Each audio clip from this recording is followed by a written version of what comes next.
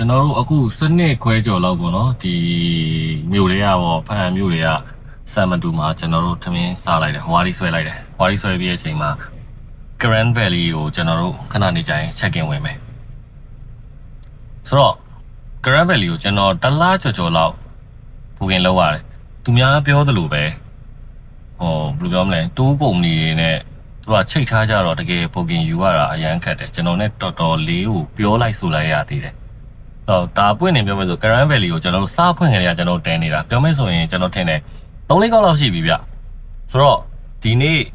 ဘယ်လိုအခြေအနေရှိမလဲဆိုတာကိုကျွန်တော်ပြောပြမယ်ကျွန်တော်ပြောပြမယ့်ပုံစံကဘယ်လိုပြောမလဲအရန်အကောင်းနေပြီပဲကျွန်တော်ပြောမှာမဟုတ်ဘူးဗျကျွန်တော်တကယ်ကြုံခဲ့ရတဲ့ experience အစစ်အမှန်ကိုကျွန်တော်ပြောပြပါဆိုတော့ဒီထဲမှာကောင်းတာတွေလည်းပါနိုင်တယ်လို့ဆိုးတာတွေလည်းပါနိုင်တယ်ပြောမယ်ဆိုရင်ဟိုအကောင်းနေပြီပဲမွန်းတင်ပြီးပြောတဲ့ဟာမျိုးတော့မဟုတ်ဘူးဆိုတော့အဆိုးလည်းပါမယ်ဆိုတော့အဆိုးကတော့ပွင့်လင်းပြောရင်ဗျာကျွန်တော်ထင်တယ်ဒီ booking ယူတဲ့ကိစ္စပေါ့နော်အဲ့ဒါဖြစ်မှာအဲ့ဒါကိုကျွန်တော်တေချာလေးကျွန်တော်ပြောပြမယ်ကျန်တဲ့ကောင်းတာတွေကတော့သူတို့ကတော့တည်ပြီးသားပဲဟိုတယ်ကဈေးကပွင့်လင်းပြောရင်ဒီဆွဲကပင်တောင်ကြားမှာဆိုလို့ရှိရင်သူတို့ကဈေးတက်တာတယ်ပေါ့နော်ပြီးတော့နောက်တစ်ခုကသူတို့ဒီမှာ hospitality အရန်ကောင်းတယ်hospitality ဆိုတာကျွန်တော်ပြောချင်တာဗျာ service တွေဘာတွေကောင်းမယ်ခန်းတွေကောင်းမယ်စားတောက်တွေအတင်းတင်းရှိမယ်နေရာအနေထားကောင်းတယ်ပေါ့နော်ဒါတွေကတော့ကောင်းတဲ့ဟာပေါ့နော်ဆိုတော့ကျွန်တော်ပြီးရင်ကျွန်တော်ဆက်ပြီးတော့ပြပြမယ်အဲ့တော့ဆက်ပြီးတော့အရင်ဆိုလို့ရှိရင်လေအဲ့ဒီ hotel ကအဲ့လောက်ကြီးဘယ်လိုပြောမလဲ booking ယူရတာမခက်ဘူးဗျအခုကဒီတစ်ခေါက်ကျွန်တော်သွားတော့မှဘလို့ဖြစ်လဲတော့မသိဘူးတော်တော်ကြီးခက်တယ်ဗျဆိုတော့ဒါလည်းအခုဒီဗီဒီယိုကြည့်နေတဲ့သူတွေအားလုံးသိပြီးသားဖြစ်မယ်ကျွန်တော် group တွေထဲမှာလည်းဒီ hotel မှမဟုတ်ဘူးပေါ့နော်ဖန်တောင်ကြား hotel တွေဇွဲကမင်တောင်ကြား hotel တွေအကုန်လုံးပြောနေကြတာပေါ့သူတို့တွေကအကုန်လုံးတိုးတွေနဲ့စာချုပ်ချုပ်ပြီးတိုးတွေပဲရောင်းတယ် walk in မရောင်းကျွန်တော်မိတ်ဆွေပေါ့နော်အတိဒီနေကန်တချို့တိုးပေါ့နော်တိုး guide service ပေးတဲ့သူတချို့လည်းဒီကိစ္စကိုပြောကြတယ်ပေါ့ဆိုတော့ကျွန်တော်အမြင်ရတော့ပုံမှန်လင်းလင်းပြောရင်ဘယ်လိုပြောမလဲဒါတော့သူတို့စီးပွားရေးပေါ့နော်ဒါပေမဲ့ကျွန်တော်မြင်ရတော့ဘယ်လိုပဲဖြစ်နေပါစေကျွန်တော် walking ဒီကိုဘယ်လိုပြောမလဲဖန်အောင်လာလေတဲ့သူတွေကိုအားကိုးရတာပေါ့နော်အဓိကတော့ဒီမြို့တစ်မြို့ဆိုတာဒီ travel location မြို့တစ်မြို့ဆိုတာဆိုတော့ကျွန်တော်မြင်တာ touring လဲစာချုပ်ချုပ်တာလဲချုပ်ပေါ့နော်ဆိုတော့ walking customer ကိုလည်းသူတို့က room ကိုထားပေးတာပဲဥပမာထားပါတော့ကျွန်တော်10ခန်းရှိရဆိုပါ10ခန်းရှိရင်10ခန်းလုံးအကုန်မရောင်းလိုက်နဲ့ပြောပြနေတာတိုးကို9ခန်းလောက်ပဲရောင်းပြီး9ခန်းကို block ထားလိုက်နောက်9ခန်းကိုကြတော့အမဖုန်းနဲ့ပဲဖြစ်စေ walking ပဲဖြစ်စေ booking တင်တဲ့လူတွေကိုမီဒီဆိုပေးတဲ့ system ပေါ့နော်ဒါကျွန်တော်အမြင်ပေါ့ဒါမျိုးဖြစ်တင်တာပါ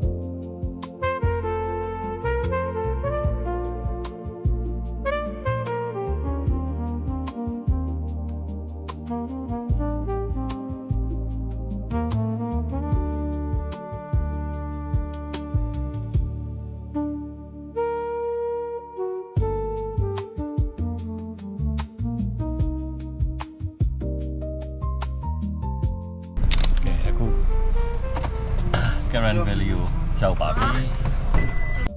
ဒီ hotel မှာတော့ဝန်ထမ်းလေးတွေကတော်တော်လေးရည်ရည်မုံမုံရှိတယ်ဆိုတော့ရင်ကြီးတယ်ပေါ့နော် hotel ကလည်းတော်တော်လှပါတယ်သူ့ lobby ဆိုလို့ရှိရင်ဓာတ်ပုံရိုက်လို့လည်းတော်တော်ကောင်းတယ်ကျယ်လဲကျယ်တယ်ဗျ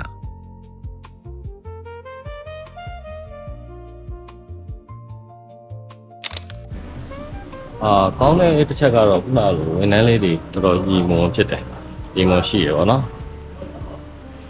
ကောင်းလိုက်တော့များပါလိမ့်မယ်ကျွန်တော်ယူလာတဲ့အခန်းကတော့အရှိကဘန်ဂလိုလေးပဲရလို့ဘန်ဂလိုယူရတယ်ဘန်ဂလိုကတော့2အောင်ခန်းပေါ့နော်3,600ပါ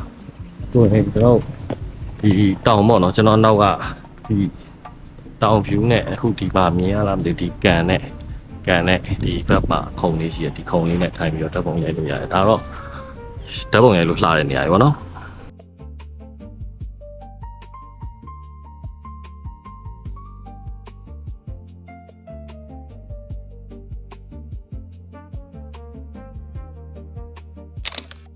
ဒီမှာဘယ်လိုဖြစ်လာလဲဆိုတော့ကျွန်တော်ဒီချောင်းသားနေပြန်လာတဲ့အချိန်မှာပေါ့နော်ကျွန်တော်တို့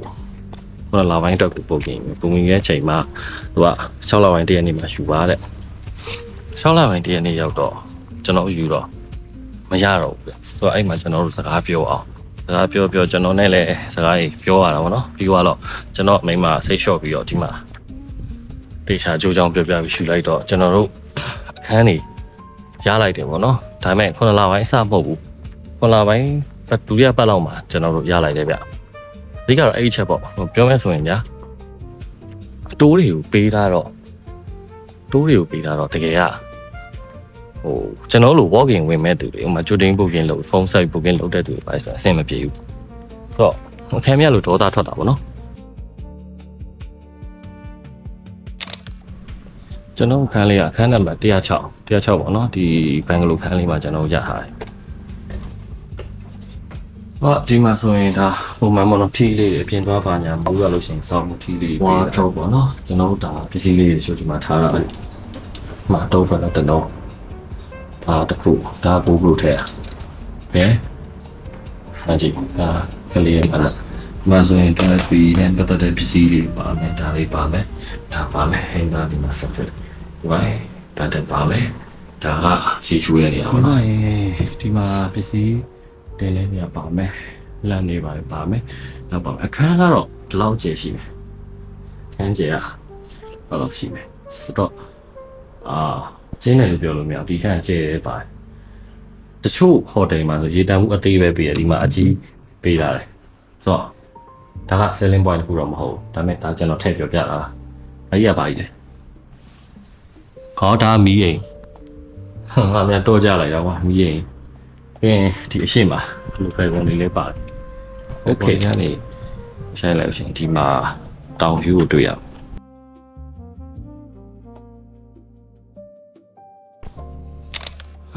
ဆိုတော့ကျွန်တော်ပြောသလိုပဲဒါတော့ခုဟိုတယ်ရောက်နေပြီဟိုတယ်ကတော့2ယောက်ခန့်ကို3,600ပေါ့နော်3,600ကိုကျွန်တော်ခုနပြခဲ့တဲ့အနေထားရမယ်ဆိုတော့ခင်ဗျားတို့ဆုံးဖြတ်ပေါ့နော်တန်တယ်မတန်ဘူးဆိုတာကတော့ကျွန်တော်အနေနဲ့ကတော့အခုလက်ရှိဒီတောင်ကြားဟိုတယ်တွေမှာဆိုလို့ရှိရင်ဒီဈေးနှုန်းနဲ့ဒီခန်းကဖဲဖြစ်တယ်လို့တော့ထင်တယ်ဒါပေမဲ့ခုနကကျွန်တော်ပြောတဲ့မကောင်းတဲ့တစ်ချက်ကအဲ့ဒီ booking ကိစ္စတိုးကုမ္ပဏီနဲ့စောင့်ရမ်းနေချိတ်ထားပြီးတော့တိုးကုမ္ပဏီတွေပဲရတဲ့ booking ကိစ္စဆိုတော့ပုံမှန်လင်းပြောပြပါဗျာကျွန်တော်တို့ကဖတ်အောင်လာတယ်ဖတ်အောင်လာပြီးတော့ဖတ်မှာဘာရှိတယ်ဆိုတာသိတယ်ဗမာလဲရမယ်သိတယ်ဘယ်နေရာမှာဘာတဲလို့ရတယ်သိတယ်ဘယ်ဟိုတယ်ကဘယ်လိုလဲဆိုတာသိတယ်နောက်ဆုံးသိရင်တော့မှဖွင့်လင်းပြောပြရင်ဗျာခင်ဗျားပတ်စံရှိရင်တော့မှခင်ဗျားအဲ့လိုအခန်းမရလို့တဲလို့မရအောင်အဲ့ဒါကြီးကတော့ဖွင့်လင်းပြောရင် that's nonsense ကွာအဓိပ္ပာယ်မရှိဘူးဆိုတော့ကျွန်တော်မြင်ရတော့အဓိပ္ပာယ်မရှိဘူးလို့ပဲမြင်တယ်ဒါပေမဲ့လူတွေကလည်းပြောကြလိမ့်မယ်ဗျာဒါကတော့သူတို့ဟိုကုမ္ပဏီပဲဒါသူတို့ရဲ့ဟိုတယ်ပဲသူတို့ချုပ်ချင်တဲ့သူနဲ့ချုပ်မယ်โอเคဒါကလုပ်လို့ရတယ်ဒါပေမဲ့ကျွန်တော်ပြောချင်တဲ့ဟာကပွင့်တယ် room block တယ်ဆိုတာကြတော့ရှိသမျှ10ခန်းရှိရင်10ခန်းလုံး block လို့မရအောင်ဆိုတော့ခင်ဗျားတို့အမြင်လဲခင်ဗျားတို့လည်းကြိုက်တယ်လို့ကွဲလွဲလို့ရတယ်ဒါကျွန်တော်အမြင်ကတော့ပုံမှန်လင်းလင်းပြောလို့ရှိရင် walking နဲ့ booking အတွက်ကိုသူအခန်းထားပေးတာတင်တယ်ရှိသမျှဟာအကုန်လုံးရောင်းထုတ်ပြလိုက်တာမျိုးစာချုပ်ချုပ်တာမျိုးတမျိုးစီကပြန်ဝင်တာမျိုးအဆင်ပြေဥပမာပဲကျွန်တော်ဟိုတယ်တည်တယ်ထားပါတော့ကျွန်တော်တို့ကဘယ်ဟိုတယ်မှာတဲရမယ်တည်တယ်ဖုန်းနံပါတ်လည်းတည်တယ်သူ့ page တည်တယ်ဘာတွေရမယ်လည်းတည်တယ်ဒါပေမဲ့ခင်ဗျားကျွန်တော်ဖုန်းဆက်လိုက်တယ်ဖုန်းဆက်လိုက်တယ်မှာဟိုတယ်ကမရဘူးကဲထားပါတော့ဒီဟိုတယ်တည်ရတယ်သူ့စီကဝယ်လို့မရတော့ဘူးねကျွန်တော်ကတခြားတိုးတစ်ခုကနေပြီးတော့သွားဝယ်ဆိုတဲ့ကိစ္စအရေးတော့မပါကျွန်တော်ပြောနေတဲ့ချက်က bad review ကအဲ့ဒီချက်နောက်လေးကျရင် breakfast မှာဘာကြွေးလဲဆိုတာကျွန်တော်ပြန်ပြမယ်ဒါကတော့ကျွန်တော်ထင်တယ် good review ဖြစ်လိမ့်မယ်ဆိုတော့ကျွန်တော်က good ကော bad ကောကျွန်တော်ဒီ review မှာကျွန်တော်ပြောမှာ national လောက်ကျွန်တော်တို့ breakfast တော့စားပါမယ် အဲ့လေမိုးရင်းဆိုပေမဲ့ရင်းကြီးများတယ်ဗျရင်းကြီးများတယ်ကျွန်တော်တို့ဒီချောတယ်လမ်းလျှောက်လို့ရှင်ပြီးရင်အဲ့ဒီကျွန်တော်ကစ်ချန်တော့ထမင်းစားတဲ့အဆောင်ရှိမှာထားရတဲ့ကြွေပြားတော်တော်ချောတယ်ယူသွားလိုက်မယ်ပေါ့ခုများမှာလားမဟုတ်ဘူးဗျ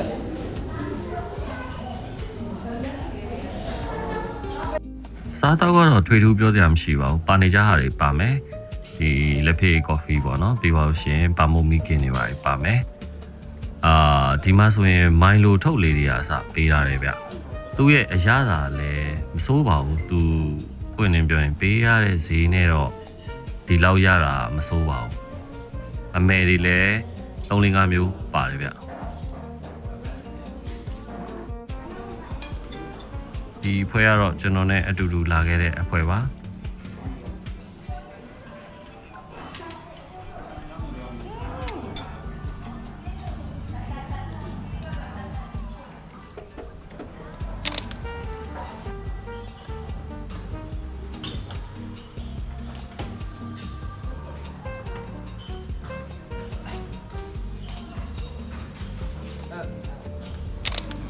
စားတော့ကတော့ကောင်းတယ်လည်းမဟုတ်မကောင်းလည်းမဟုတ်ခုနကကျွန်တော်ပြောလို့ပေါ့နော်ကြက်မာလာလို့ကြက်ပေါင်လို့ဒါမျိုးလေးပါတယ်ပုံပန်းပါပဲစားတော့အရင်ကောင်းတယ်လည်းတော့မပါဘူးဒါပေမဲ့စိုးလည်းမစိုးဒါပေမဲ့တကူကရင်ကောင်လေးတော့ရှိတယ်ဗျရင်ကောင်လေးနည်းနည်းဝဲနေတယ်ဗျဆိုတော့အေးပေါ့ open space ဖြစ်တော့လေဒီကိစ္စလည်းရှိမှာပဲမိုးရင်းနဲ့ဖြစ်တော့ဒါရင်ကောင်တွေပါလေဒီအနံ့တွေပါရရင်တော့လာမှာပဲပေါ့နော်ကျွန်တော်တခုဒီမှာမကြိုက်ဆုံးတစ်ချက်ကအဲ့ရင်းကြီးတွေရမ်းများတာဗျပွင့်နေပြောရင်ဗျာဒီဖက်နှက်တောင်မှဟိုချောတယ်ဆိုတော့ဟိုခလေးပါပြေးရင်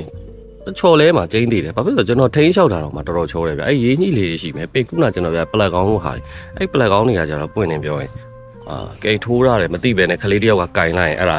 ကျွန်တော်ထင်တယ်ချော့ရှိတယ်ဗျတက်လိုက်မှာအဲ့ဒါနောက်ထပ် bad review တစ်ခုက